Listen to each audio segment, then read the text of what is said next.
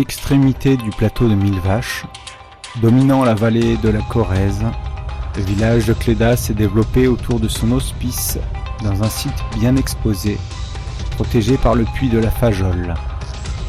Pour faire vivre cet établissement isolé, des défrichements furent entrepris et des paysans s'installèrent durablement sur ces terres propices à la culture du blé.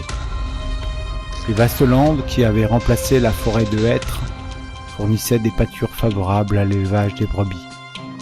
Ces conditions retinrent la population, même après la disparition de l'hospice, le temps passant, les modestes maisons en torchis furent progressivement remplacées par des constructions en pierre.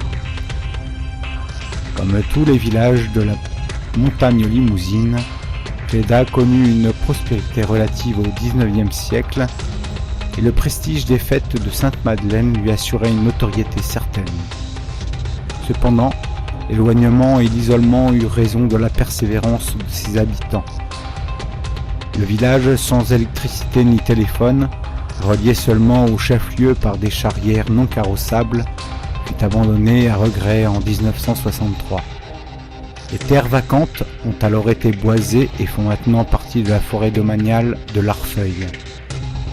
Bien que déserté, le village n'est pas oublié et de nombreux promeneurs y revinrent, attirés par la magie de ce lieu imprégné d'histoire et de sens, certains émus par des souvenirs familiaux. Combien de grand-mères nées à Clédat en ont répandu la réputation au loin.